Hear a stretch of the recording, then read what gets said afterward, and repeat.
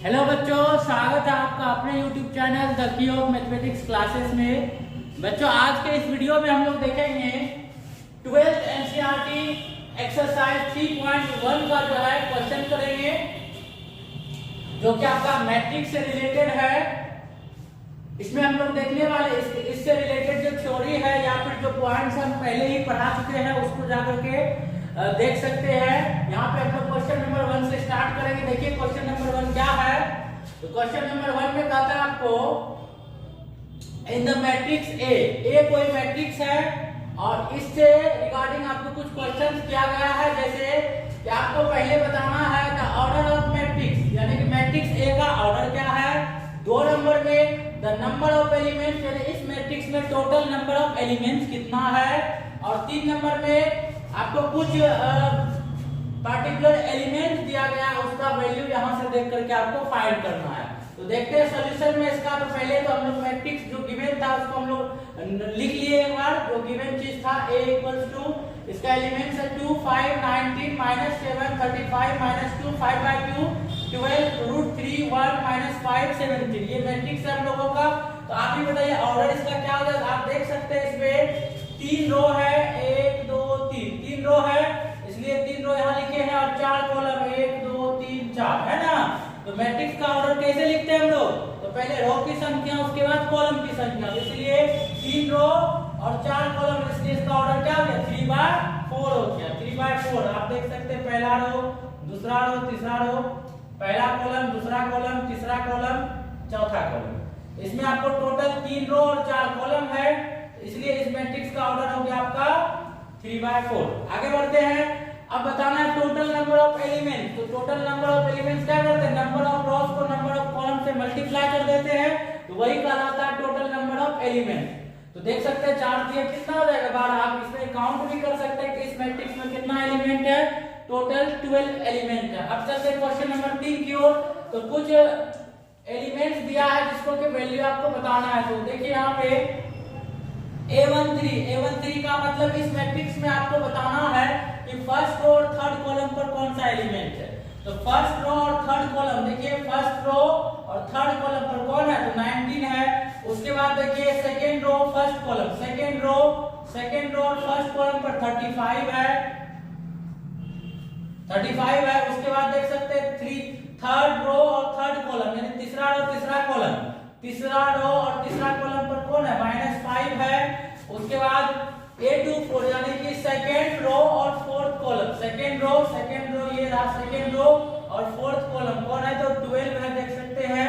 उसके बाद second row third column, second row third column, second row third column कौन है, तो 5/2 है। तो क्वेश्चन नंबर 1 का आपका सॉल्यूशन हो गया। क्वेश्चन नंबर 2 में देखते हैं क्या लिखा हुआ है। If a matrix has 24 elements, what are the possible orders it can have? What if it has 13 elements? तो कहता है कि यदि कोई मैट्रिक्स है उसमें कितना एलिमेंट्स है, 24 एलिमेंट्स है ना। यदि कोई मैट्रिक्स 24 एलिमेंट्स रखता है या फिर उसमें 24 एलिमेंट्स है, तो आप उस 24 एलिमेंट्स की सहायता से आप कितने प्रकार के जो ऑर्डर वाले मैट्रिक्स तैयार कर सकते हैं। क्वेश्चन क्या कर रहा है कि यदि किसी मैट्रिक्स में 24 एलिमेंट्स है तो उन 24 एलिमेंट्स की सहायता से आप कितने प्रकार के मैट्रिक्स तैयार कर सकते हैं और उनका ऑर्डर क्या क्या होगा। तो जैसे देखते हैं यहाँ पे 24 को हम लोग क्या क्या लिख सकते हैं, 1/24, 24/1, 3/8, 8/3, 2/12, 12/2, 6/4, 4/6। तो इससे ज्यादा जो है मतलब कि और नहीं होगा ऑर्डर। तो आप देख सकते हैं एक रो 24 कॉलम है, तो 24 गुना 1 कीजिए 24 एलिमेंट्स हो रहा है। फिर 24 रो और 1 कॉलम लेंगे तो फिर भी गुना कीजिए तो आपको 24 एलिमेंट मिल रहा। 3 रो और 8 कॉलम लेंगे तो फिर भी 24 एलिमेंट मिल रहा। उसको फिर उल्टा दीजिए, 8 रो और 3 कॉलम लेंगे फिर भी 24 एलिमेंट मिल रहा है। उसके बाद 2 रो और 12 कॉलम लेंगे फिर भी आपको 24 एलिमेंट मिल रहा है। फिर 12 रो और 2 कॉलम लेंगे 24 एलिमेंट मिल रहा है। 6 रो और 4 कॉलम लेंगे तो आपको 24 एलिमेंट मिल रहा है। 4 रो और 6 कॉलम लेंगे तो 24 एलिमेंट मिल रहा है। यानी कि टोटल आपको जब आपको 24 एलिमेंट दिया जाएगा तो उससे आप कितना ऑर्डर का मैट्रिक्स तैयार कर सकते हैं, 1 2 3 4 5 6 7 8 यानी कि 24 एलिमेंट से आप टोटल 1 2 3 4 5 6 7 8 टोटल 8 तरह का मैट्रिक्स आप बना सकते हैं, जिसमें से पहला मैट्रिक्स का ऑर्डर हो जाएगा 1/24, दूसरा का ऑर्डर 24/1, तीसरा का ऑर्डर 3/8, चौथा का ऑर्डर 8/3 और पांचवा का ऑर्डर 2/12 और छठा का ऑर्डर 12/2 और सातवां मैट्रिक्स का ऑर्डर 6/4 और आठवां मैट्रिक्स का ऑर्डर 4/6। तो ये था। अब इसमें एक क्वेश्चन और कहा है कि यदि आपके पास 13 एलिमेंट हो तो उसका क्या होगा, उसका मैट्रिक्स कितना मैट्रिक्स उससे आप तैयार कर सकते हैं। तो आप ही देख सकते हैं 13 एलिमेंट्स है, जिसमें इसको 1/13 या 13/1 ही लिख सकते हैं, यानी कि एक रो मैट्रिक्स बनेगा और एक कॉलम मैट्रिक्स बनेगा, यानी टोटल 2 मैट्रिक्स ही हम लोग 13 एलिमेंट की सहायता से बना सकते हैं। चलिए आगे बढ़ते हैं।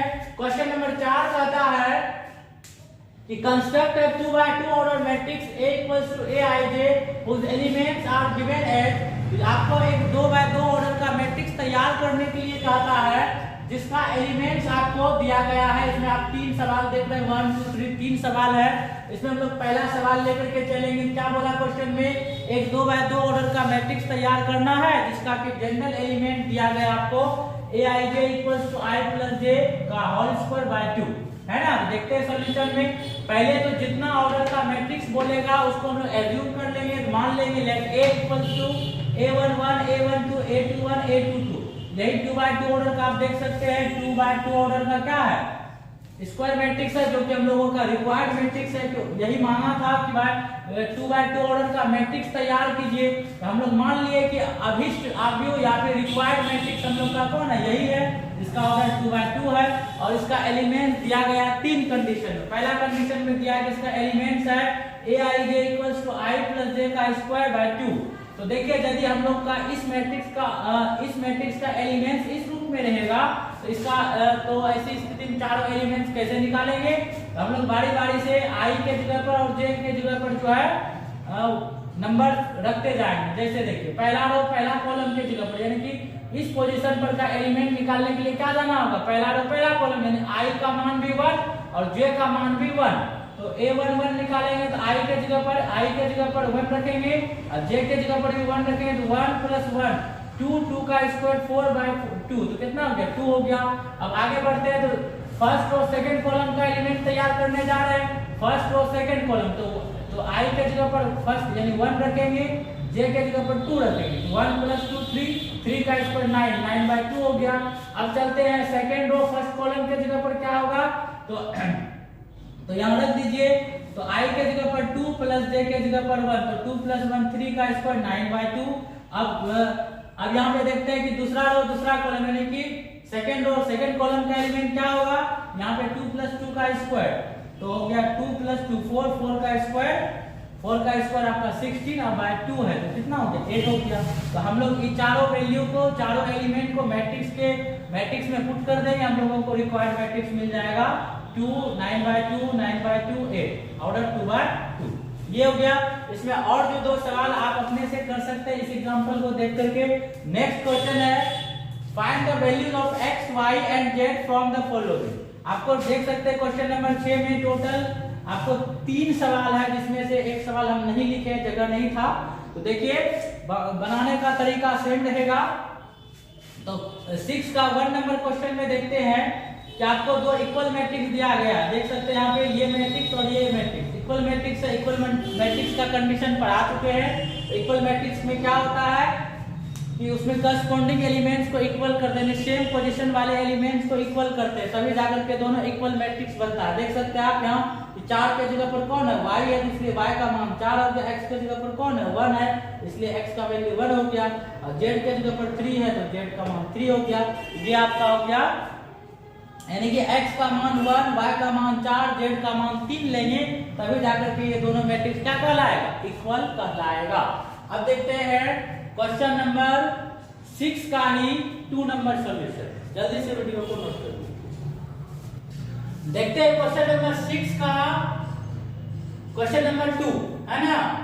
तो क्वेश्चन नंबर 6 का 2 में क्या बोल रहा है, आपको मैट्रिक्स दिया गया है जिसका एलिमेंट्स है x + y to 5 plus z x y, और ये मैट्रिक्स इक्वल है किसके, तो जिसका एलिमेंट है 6 2 5 8। तो ये दो मैट्रिक्स इक्वल है, तो आपको फाइंड क्या करना है, एक्स वाई जेड, है ना, एक्स वाई जेड का आपको वैल्यू फाइंड करना है। तो डेफिनेशन क्या कहता है दो मैट्रिक्स इक्वल होने का, तो दो मैट्रिक्स इक्वल होने का डेफिनेशन यही कहता है कि दो मैट्रिक्स इक्वल तभी होता है जब दोनों का कॉरस्पॉन्डिंग एलिमेंट यानी कि सेम प्लेस वाला एलिमेंट क्या होता है, सेम होता है। तो चलते देखते हैं आगे। तो x प्लस y के जगह पर कौन है, 6 है, तो x प्लस y 6 के इक्वल हो गया। यहां से हम लोग y का वैल्यू x के टर्म में निकाल लेते हैं, x को उधर लेकर जाएंगे क्या हो जाएगा, 6 माइनस x हो जाएगा, उसको इक्वेशन 1 बोल देंगे। फिर आप देख सकते हैं, फिर आप देख सकते हैं कि 5 प्लस जेड, तो 5 प्लस जेड के जगह पर कौन है, तो 5, तो 5 प्लस जेड के जगह पर 5 है, यानी 5 प्लस जेड 5 के इक्वल हुआ, इसलिए जेड क्या हो गया, 5 माइनस 5 0 हो गया। तो जेड मिला हम लोगों को 0। और फिर देखिए यहाँ एक्स वाई की जगह पर कौन है, 8 है, यानी एक्स वाई का वैल्यू 8 होगा। यहाँ पे x और y का वैल्यू यहाँ इक्वेशन 1 में जो निकाल करके रखे 6 माइनस x, उसको यहाँ पे पुट कर देंगे y की जगह पर, इसको सॉल्व करेंगे तो 6x माइनस x स्क्वायर, 8 को इधर लाएंगे माइनस 8 इक्वल्स टू 0। अब यहाँ पे माइनस को कॉमन लेकर के राइट साइड इसको भेज देंगे, क्या हो जाएगा x स्क्वायर माइनस में था प्लस में x square minus 6x plus 8 equals to 0। इसका फैक्टर बनाएंगे, फैक्टर मिलेगा x minus 4 into x minus 2 equals to 0। Solve करेंगे तो x का मान क्या मिलेगा, 4 और x का मान 2, यानी x का दो वैल्यू मिलेगा 4 और 2। और जब x का दो वैल्यू है तो बारी बारी से जब 4 को रखेंगे यहाँ पे 4 को, तो 6 माइनस 4 2, और जब 2 को रखेंगे तो 6 माइनस 2 4, यानी x का दो वैल्यू आया 4 और 2, और y का भी दो वैल्यू आया 2 और 4, है ना, और z का क्या था, तो 0, यानी टोटल हम लोग को मिल गया x का वैल्यू 4,2, y का वैल्यू 2,4 एंड z का वैल्यू हो गया 0। क्वेश्चन नंबर 3 देखते हैं कि ये मैट्रिक्स इस मैट्रिक्स के क्या इक्वल है, तो फाइंड करना है x y z। तो आप देख सकते हैं दोनों कॉलम मैट्रिक्स है, क्या है, दोनों कॉलम मैट्रिक्स है, दोनों कॉलम मैट्रिक्स है, दोनों में एक एक कॉलम है। तो x plus y plus z किसके इक्वल होगा, तो x plus y plus z आपका 9 के इक्वल, इक्वेशन 1 बोल दिए इसको। y प्लस z किसके इक्वल होगा, तो 5 के इक्वल होगा, सॉरी x प्लस z किसके इक्वल होगा, 5 के इक्वल होगा, इसको क्वेश्चन नंबर 2 बोल दिए। फिर y प्लस z किसके इक्वल होगा, तो 7 के इक्वल होगा, इसको क्वेश्चन नंबर 3 बोल दिया। अब गौर से देखिए, यहाँ पे इक्वेशन 1 में y प्लस z दिख रहा है और y प्लस z का वैल्यू हम लोगों को 7 दिख रहा है, कहां पे, क्वेश्चन नंबर 3 में।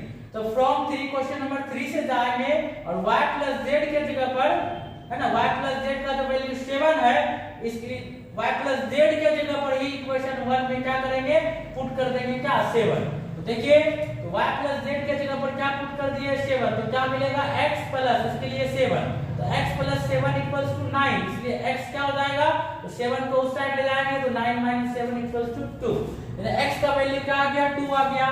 चलते आगे, अब x का वैल्यू यदि इक्वेशन 2 में रख देंगे तो क्या मिल जाएगा, z मिल जाएगा। तो देख सकते हैं x equals to 2, put x equals to 2 in equation 2, यहाँ पे x के जगह पर 2 रखेंगे तो 2 प्लस z इक्वल्स टू 5, तो therefore z equals to 5 minus 2 बोले तो 3 हो गया। अच्छा, तो z मिल गया हम लोगों को, अब क्या चाहिए, y, तो y के लिए क्या करेंगे, z को इक्वेशन 3 में पुट कर देंगे तो हम लोगों को y का वैल्यू क्या मिल जाएगा, तो 4 मिल जाएगा।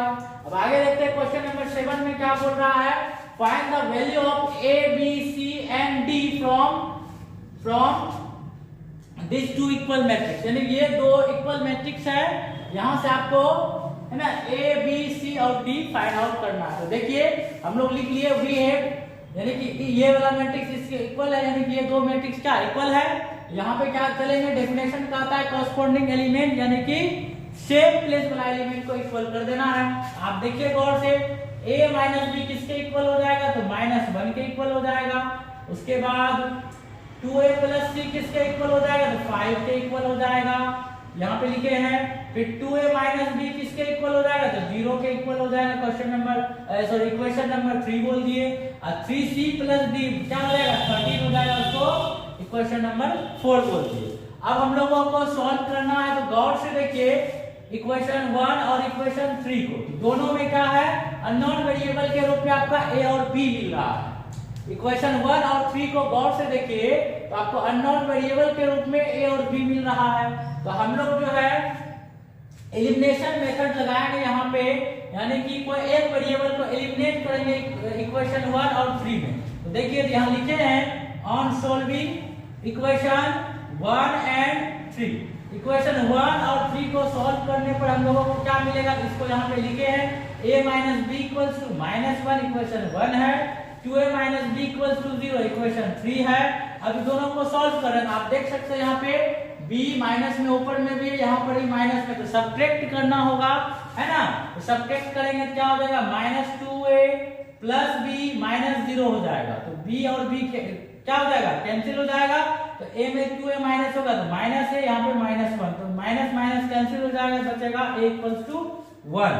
तो अब यहाँ पे a का वैल्यू 1 आ गया, तो अब हम लोगों को b निकालने के लिए a का मान या तो 1 या तो 3 में रखना होगा, तो हम लोग 1 में रख दिए हैं। यहाँ पे a के जगह पर 1 रखेंगे तो 1 minus b equals to -1, b को इधर ले जाएंगे, 1 को इधर लाएंगे -1 को, तो b मिल जाएगा हम लोगों को 2 मिल जाएगा। तो a और b मिल गया। अब हम लोगों को और दो वेरिएबल चाहिए ना, c और d। तो चलते हैं यहाँ पे, देखिए now put a equals to, a का वैल्यू 1 है ना, इसको पुट कर देंगे कहाँ पे, तो इक्वेशन 2 में। इक्वेशन 2 में इक्वेशन 2 में a का वैल्यू 1 कहाँ पुट कर देंगे, इक्वेशन 2 में। इक्वेशन 2 में क्या हो जाएगा, 2 इंटू a के जगह पर 1, तो 2 into 1 plus c equals to 5, तो देयरफॉर c क्या हो जाएगा, तो 5 में 2 जाकर के माइनस होगा तो 3 हो जाएगा। तो c मिल गया 3। अब बचा d, तो d देख सकते हैं कहाँ पे, तो इक्वेशन 4 में है। यहाँ पे c के जगह पर हम लोग क्या रख देंगे, 3 वाला वैल्यू रख देंगे, यानी c का जो वैल्यू 3 निकला उसको यहाँ पे रख देंगे। Put c equals to 3 in equation 4, तो हम लोगों को यहाँ से c मिल जाएगा कितना, 4। तो हम लोगों को टोटल रिजल्ट मिला a equals to 1, b 2, c 3 and d 4। यही आपका क्या था, क्वेश्चन नंबर 7 का सॉल्यूशन था। ठीक है, अब क्वेश्चन नंबर 8 देखते हैं क्या है, जल्दी से इसको नोट कर लीजिए। तो देखते हैं हम लोग जो है क्वेश्चन नंबर 8।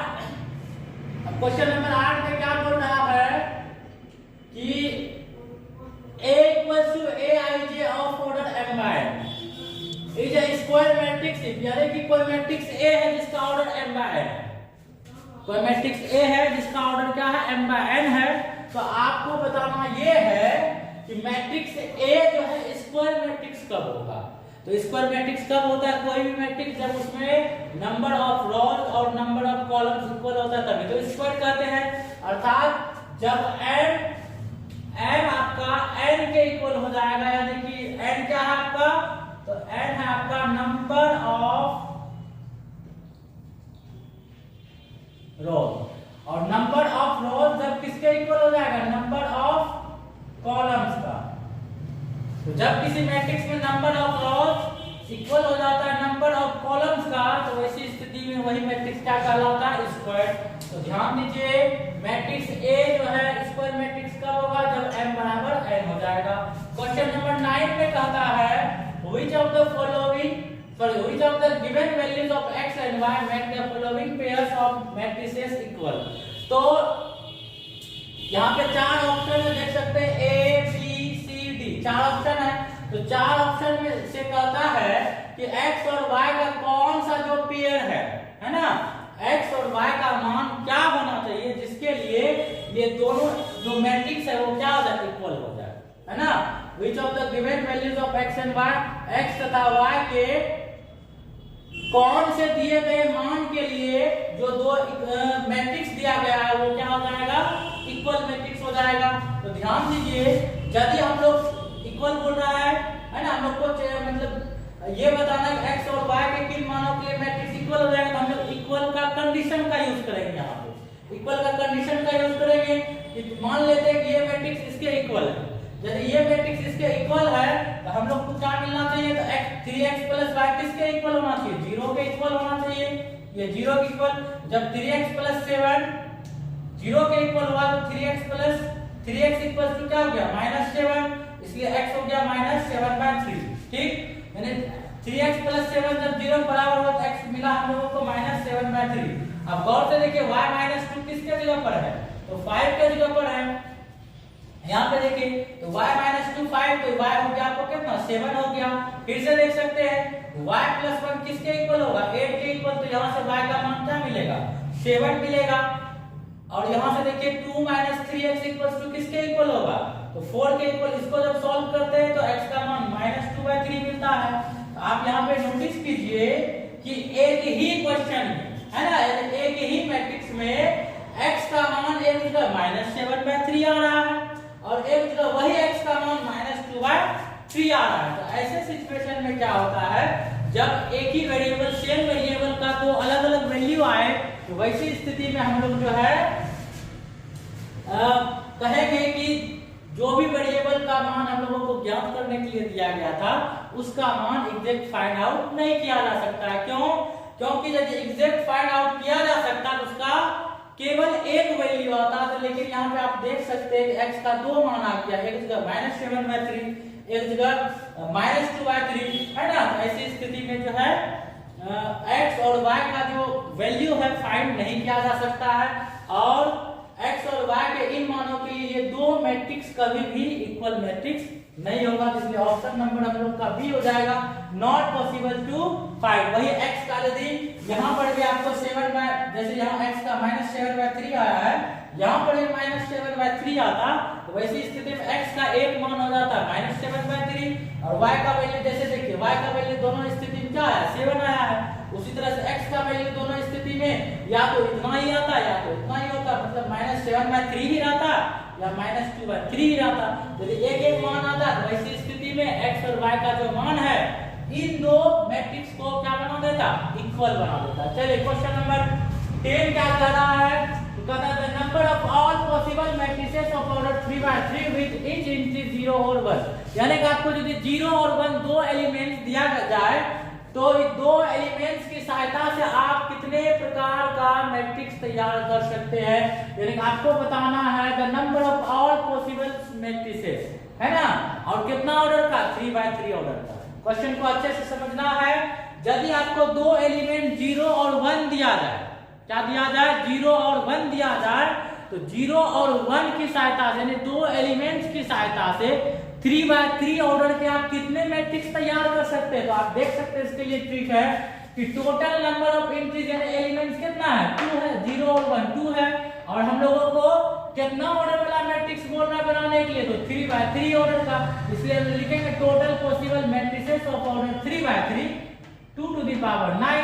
यहाँ पे एंट्रीज कितना है, 2 है, कितना मतलब कि ऑर्डर का बनाना है, 3/3 का, है ना। तो इसको मल्टीप्लाई कर देंगे, ये 3/3 का जब मल्टीप्लाई करेंगे तो वो मैट्रिक्स के टोटल नंबर ऑफ एलिमेंट्स को बताएगा, और उसको जब 2 यानी कि total number of entries, total number of entries, तो जब टोटल नंबर ऑफ एंट्रीज पर पावर के रूप में जो है 3 × 3 यानी 9 चढ़ाएंगे तो यही क्या हो जाएगा आपका 512 हो जाएगा।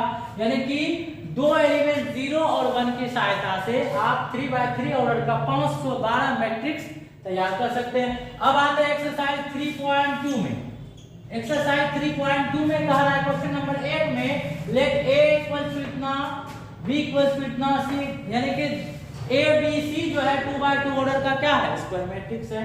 ध्यान दीजिए a b और c क्या है, आपको 2/2 ऑर्डर का स्क्वायर मैट्रिक्स है। तब फाइंड करना आपको एक नंबर में a + b क्या होगा, a - b क्या होगा, 3a - c क्या होगा, ab क्या होगा, ba क्या होगा। तो देखिए एक नंबर में पहले तो तीनों मैट्रिक्स को नोट कर लिए, a इतना है, b इतना है, c इतना है। हम लोगों को a + b बताना है, तो a के जगह पर मैट्रिक्स रखे प्लस b के जगह पर b का मैट्रिक्स रखे। अब मैट्रिक्स का एडिशन का रूल क्या बताया है कि संगत अवयव को जोड़ देना, यानी सेम प्लेस वाला को सेम प्लेस वाला हम जोड़ेंगे, 1 1 वाला 1 1 वाला हम जुड़ेगा, 1 2 वाला 1 2 वाला में जुड़ेगा, 2 1 वाला 2 1 वाला में जुड़ेगा, 2 2 वाला 2 2 वाला में जुड़ेगा, है ना। तो देख सकते हैं पहला रो पहला कॉलम का एलिमेंट इस मैट्रिक्स में 2 है, और ये किससे जुड़ने वाला है, ये जुड़ने वाला है इस मैट्रिक्स के पहला रो पहला, यानी कि 2 जुड़ेगा, 1 में 4 जुड़ेगा, 3 में 3 जुड़ेगा, 2 में 2 जुड़ेगा, किसमें 5 में। तो 2 + 1 3 हो गया, 4 + 3 7 हो गया, 3 + -2 1 हो गया, 2 + 5 कितना हो गया, 7 हो गया। यही हो गया हम लोगों को 2/2 ऑर्डर का स्क्वायर मैट्रिक्स अर्थात a + b। अब है देखिए ये तो इजी है, a - b, a में b जैसे इसमें जोड़े थे, यहाँ पे इसमें क्या कर देंगे, इसको घटा देंगे तो माइनस वाला मिल जाएगा। 3 नंबर देखते हैं 3a - c, है ना। तो 3a - c में क्या हो जाएगा, यहाँ 3 लिखे हैं, a लिखे हैं, माइनस सी के जगह पर मैट्रिक्स लिखे हैं। तो ये आपका क्या हो गया, स्केलर मल्टीप्लिकेशन ऑफ मैट्रिक्स का कंडीशन है। जब किसी मैट्रिक्स में किसी स्केलर से मल्टीप्लाई करते थे तो रूल था कि मैट्रिक्स के सारे एलिमेंट में जो है उस स्केलर से गुना होता था। आप देख सकते हैं 3 से सब में मल्टीप्लाई करेंगे, 3 × 2 6, 3 × 4 12, 3 × 3 9, 3 × 2 6। अब इसमें माइनस करेंगे इस मैट्रिक्स को, तो अब देखिए तो 6 में -2 माइनस होगा तो माइनस माइनस प्लस, तो 6 + 2 8 हो गया। 12 में 5 माइनस होगा तो 7, 9 में 3 माइनस हो जाएगा तो 6, 6 में 4 माइनस होगा तो 2। जैसे एडिशन में सेम प्लेस वाला एलिमेंट को जोड़ते हैं तो सबट्रैक्शन में उसी प्रकार से सेम प्लेस वाले एलिमेंट में माइनस भी करते हैं। क्वेश्चन नंबर 3 देखिए, क्वेश्चन नंबर 4 देखिए, वो क्या कहता है, ए और बी का प्रोडक्ट। यहाँ देखिए ए और बी का प्रोडक्ट मांग रहा है, इसमें क्या करेंगे, ए के जगह पर मैट्रिक्स रखेंगे, उसके बाद डॉट, बी के जगह पर मैट्रिक्स रखेंगे। तो गुना करने का क्या रूल बताए हैं कि रो को हमेशा कॉलम से गुना करते हैं। कैसे, तो देखिए यहाँ पे देखिए 2 × 1 2, 4 × -2 -8। इसमें फर्स्ट मैट्रिक्स में रो वाइज जाएगा और सेकंड में कॉलम वाइज जाएगा। तो 2 × 1 2 -4